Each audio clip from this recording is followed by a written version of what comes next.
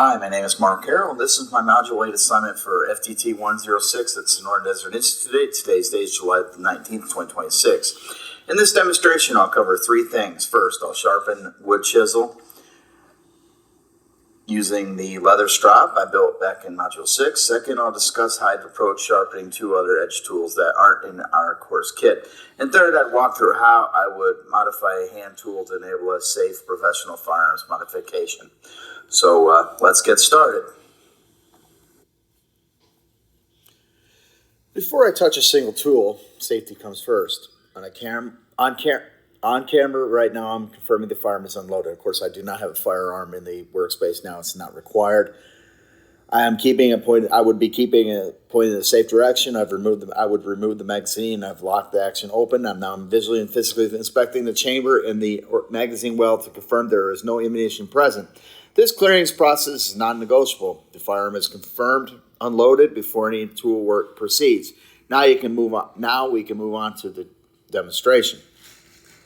Here's a quick roadmap of what I'll show you today. Part 1 is a hands-on demonstration to complete sharpening process in the chisel using my Module 8 leather strop. Module 6 leather strop, including grip, angle, motion, and a before and after inspection. Part 2 is a discussion of two additional edged tools not in our kit: a woodworking gouge and a draw knife, covering how the sharpening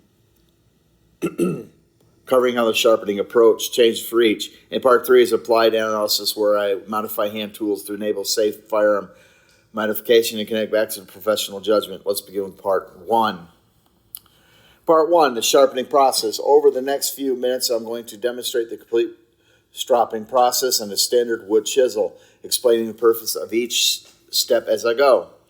Let me start by showing you that what's on my bench here is a leather strop, handcrafted during the Module 6 assignment, mounted to a wooden base and loaded with metal polishing compound. And here's the wooden chisel from my student toolkit.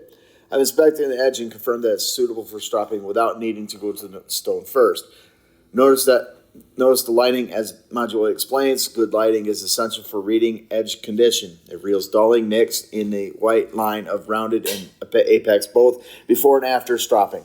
My workspace is clean and organized, so there's nothing loose that could cause a slip or damage a tool.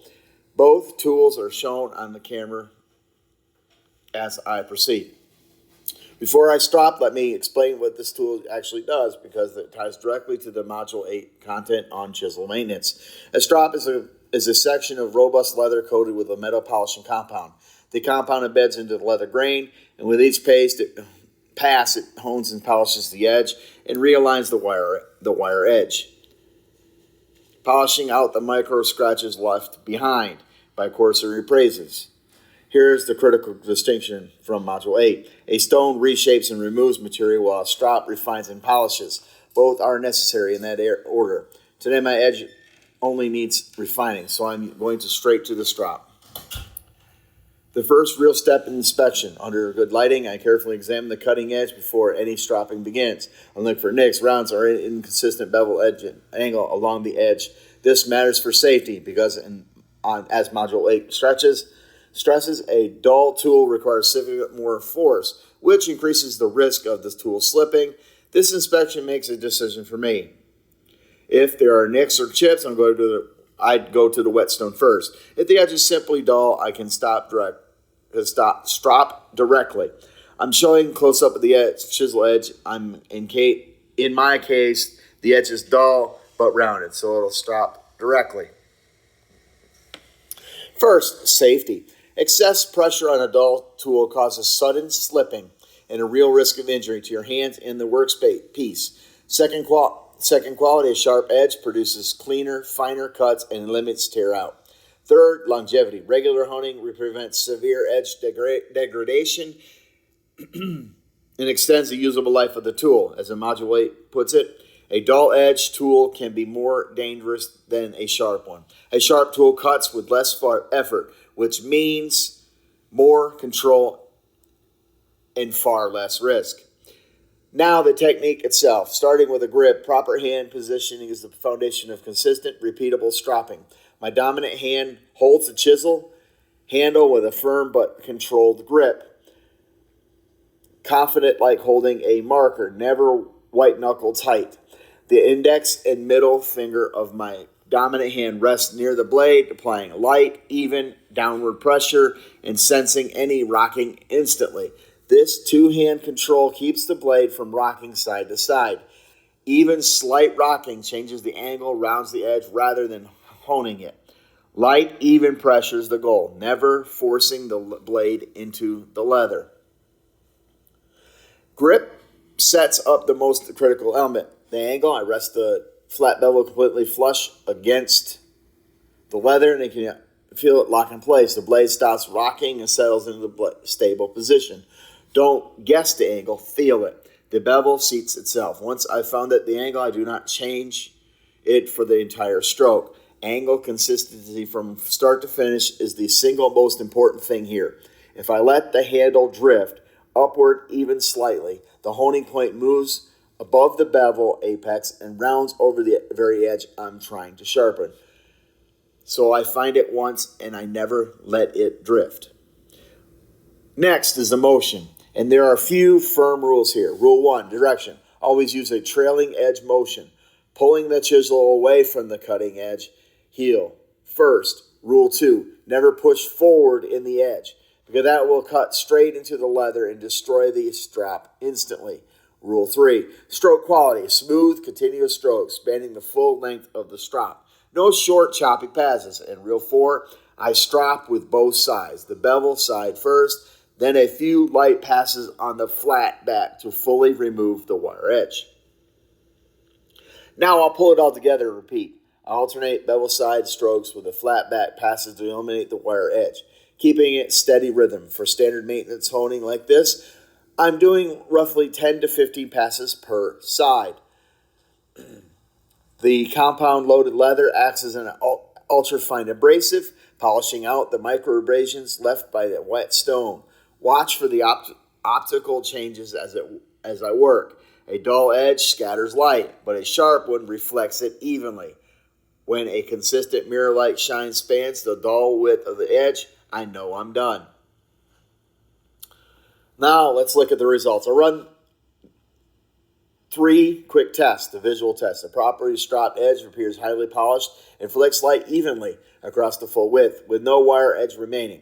The tactile test. The edge feels uniformly sharp with no burrs or snags along its length. And the functional test. The edge shaves wood fibers evenly and effortlessly, which is the definition of real world check. I'm showing the before and after close up on camera now. This pristine condition is exactly what needed for delicate gunsmithing work, like precise stock inletting that completes part 1. Part 2, that brings us to part 2. Now I'll step beyond the chisel and discuss 2 other types of edge tools not included in our course kit, and how I would approach sharpening each one. My first tool is a woodworking gouge.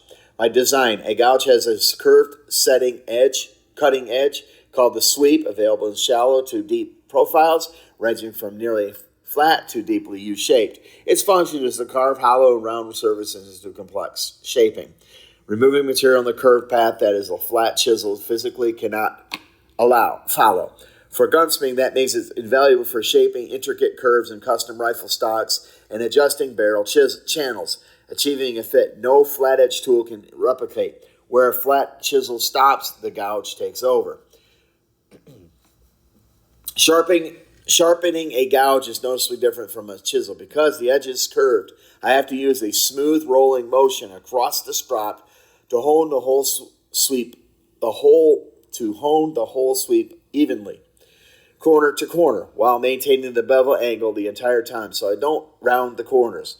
The interior bevel, the flute, can't be stropped on a flat surface at all. That requires a leather slip strop or a dowel wrapped in leather.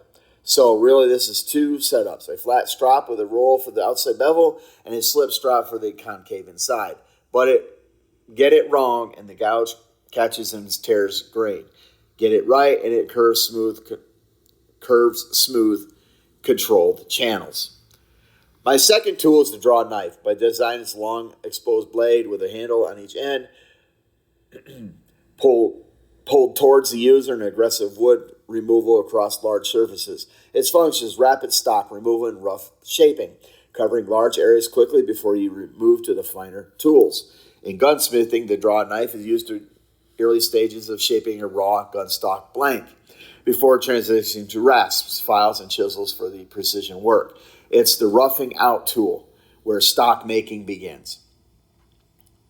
Sharpening the draw knife means reversing the workflow because it is size and dual handles. I can secure the draw knife in a vise and bring the strop to the blade, not the blade to the strop. Dragging a large blade across a small stationary strop is inefficient and unsafe, and it invites loss of angle control. On edge geometry, a draw knife typically carries a single flat bevel on one face. I hold a small handle-held strop flat against that bevel and pull away from the edge, a trailing motion, never into it, to polish off the burr without cutting the leather.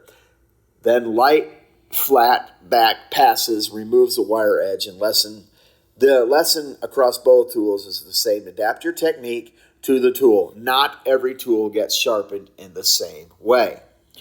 Now, part 3, the applied portion. Here I'll use everything from this course to explain how to modify hand tool to enable specific firearms modification, while keeping safety front and center at every step. Let me define the problem before I design the solution. My scenario is removing or reinstalling the action screws on a vintage firearm receiver. The issue is fit. Screw slots on older or specialized firearms are extremely narrow and shallow, with tighter tolerances than modern fasteners. A standard modern flathead screwdriver is too thick, so it rides on the slot walls and applies torque to the edges instead of the bottom of the slot. The consequence is cam out. It strips the screw head, scratches the bluing, and a stripped screw compromises action bedding and safe function.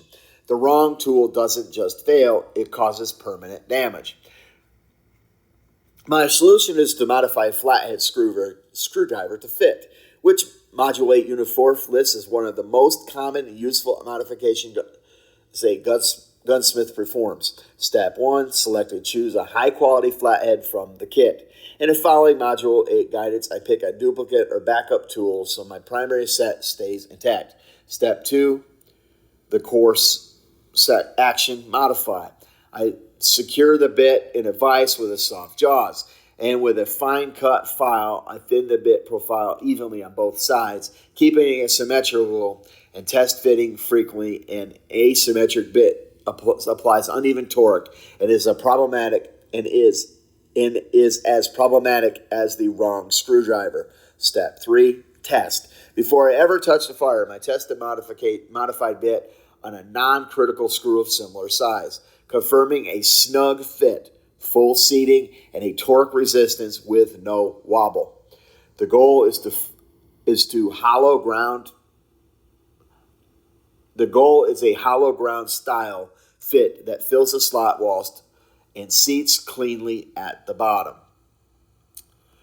Safety when modifying the tool is critical, and this connects back to the Model 1 tool inspection principles. Rule 1, avoid heat. I file by hand and never use a power grinder because overheating destroys the steel's heat treatment and makes the bit brittle and prone to snapping under torque. Rule 2, structural integrity. I never over thin the blade. It has to keep enough thickness at the root where the blade meets the shank to take full torque without flexing or fracturing.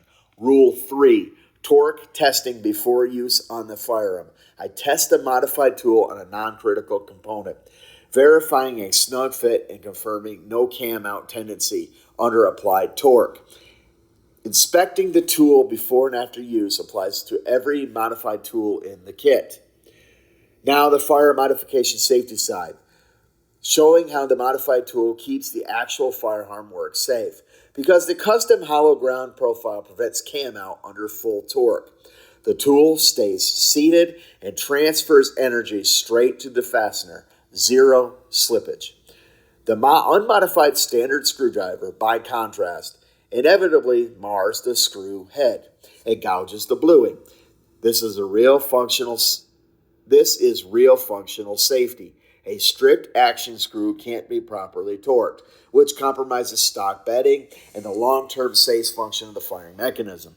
I verify safety when the screw removes cleanly, reinstalls securely, and the slot shows no deformation after the operation. The right tool, properly modified, is the difference between professional work and permanent damage. This ties into the core principle of Module 8. True gunsmithing relies not just on owning tools, but on the ability to adapt and modify those tools to perfectly suit the specific needs of the firearm. That's a professional judgment. Knowing when to modify a tool versus when to buy a specialty tool, modifying a tool the right way demonstrates mastery. Demonstrates mastery. It isn't a shortcut. To wrap up, let me connect all three parts. Part 1 showed tool maintenance, the complete stropping process from material inspection through grip, angle, trailing, edge motion, 10 to 15 passes, and a before and after comparison. Part 2 showed tool knowledge, as a gouge, which needs a rolling, stroking, plus a slip strop for the flute, and a draw knife, which reverses the setup by bringing the strop to the blade. Each tool demands its own approach. Part 3 showed professional judgment, modifying a flathead bit to a hollow ground fit for precision action screw work. Addressing tool safety, structural integrity, and firearm safety at every step. Together, maintenance, knowledge, and judgment are the foundation of gunsmithing. Thank you for watching. And again, this is Mark. Week 8, Assignment 8. July the 19th, 2026. It's been fun. Thank you. Oh, and one point, obviously I'm still kind of away and back at the house so very frequently the last few weeks. So I had to do a very modified way of presenting these. Obviously, in the real situation, if I was to actually do gunsmithing, I would be using these processes. But unfortunately, I don't really intend to do these type of modifications. But I have done these things in the real world where I've had to modify curved box end wrenches to remove speed set controls on the C-130 and many other tools just in automotive and woodworking. Again, thank you.